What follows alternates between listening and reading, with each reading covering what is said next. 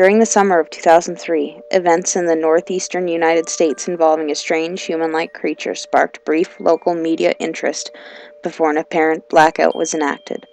Little or no information was left intact, as most online or written accounts of the creature were mysteriously destroyed. Primarily focused in rural New York State and once found in Idaho, self-proclaimed witnesses told stories of their encounters with a creature of unknown origin. Emotions ranged from extremely traumatic levels of fright and discomfort to an almost childlike sense of playfulness and curiosity.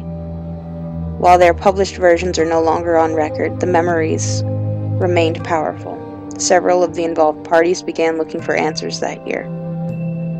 In early 2006, the collaboration had accumulated nearly 24 documents dating between the 12th century and present day, spanning 4 continents. In almost all cases, the stories were identical. I've been in contact with a member of this group and was able to get the excerpts from their upcoming book. The Rake, A Suicide Note, 1964. As I prepare to take my life, I feel it necessary to assuage any guilt or pain I have introduced through this act. It is not the fault of anyone other than him. For once I awoke and felt his presence, and once I awoke and saw his form. Once again I awoke and heard his voice and looked into his eyes. I cannot sleep without fear for what I might next awake to experience. I cannot ever wake. Goodbye. Found in the wooden box were 2 empty envelopes addressed to William and Rose, and 1 loose personal letter with no envelope. Dearest Lynn, I have prayed for you. He spoke your name. A journal entry, translated from Spanish, 1880. I have experienced the greatest horror. I have experienced the greatest terror.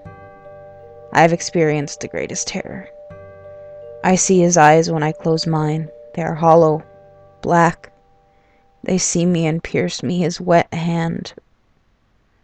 I will not sleep. His voice. And then it was followed with unintelligible text. A Mariner's Log, 1691. He came to me in my sleep. From the foot of my bed I felt a sensation. He took everything. We must return to England. We shall not return here again at the request of the Rake. 3 years ago, I had just returned from a trip from Niagara Falls with my family for the 4th of July. We were all very exhausted after a long day of driving, so my husband and I put the kids to bed and called it a night. At about 4 a.m., I woke up thinking my husband had gotten up to use the restroom. I used the moment to steal back the sheets, only to wake him in the process. I apologized and told him I thought he got out of bed. When he turned to face me, he gasped and pulled his feet up from the end of the bed so quickly his knee almost knocked me out of the bed. He then grabbed me and said nothing. After adjusting to the dark for half a second, I was able to see what caused the strange reaction.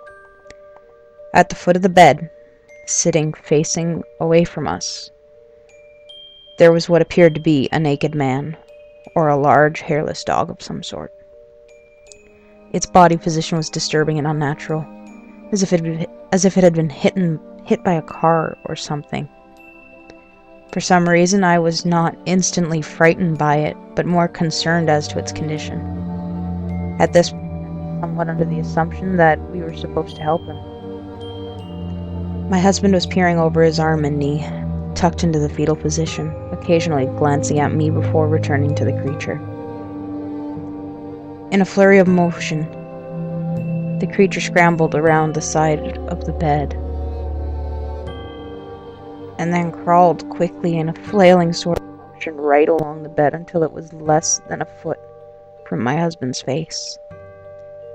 The creature was completely silent for about 30 seconds. Or probably closer to 5, it just seemed like a while. Just looking at my husband. The creature then placed its hand on his knee and ran into the hallway leading to the kids' rooms.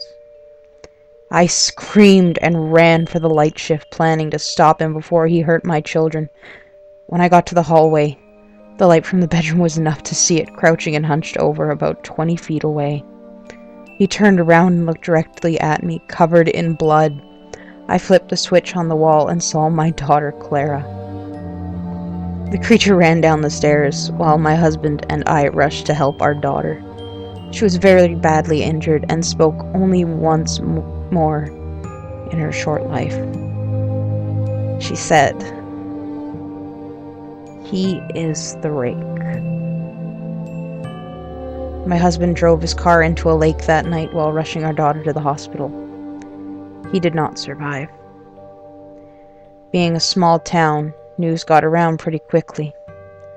The police were helpful at first, and the local newspaper took a lot of interest as well.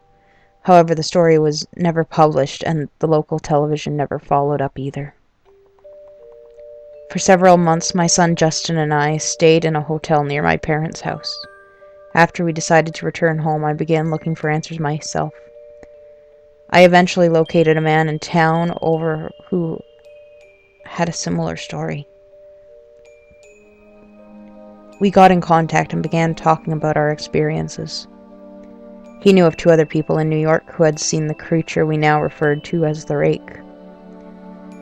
It took the 4 of us about 2 solid years of hunting on the internet and writing letters to come up with a small collection of what we believed to be accounts of the Rake.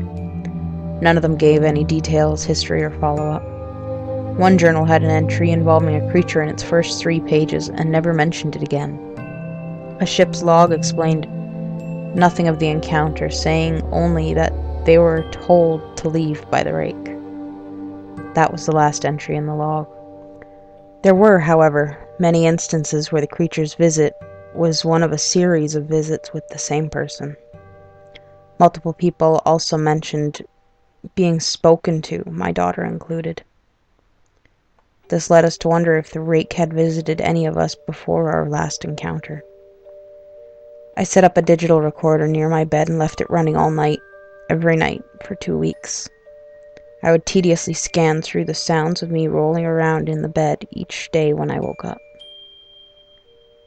By the end of the 2nd week, I was quite used to the occasional sound of sleep, while blurring through the recording at 8 times the normal speed. This still took almost an hour every day. On the first day of the 3rd week, I thought I heard something different. What I found was a shrill voice. It was the Rake. I can't listen to it long enough to even begin to transcribe it.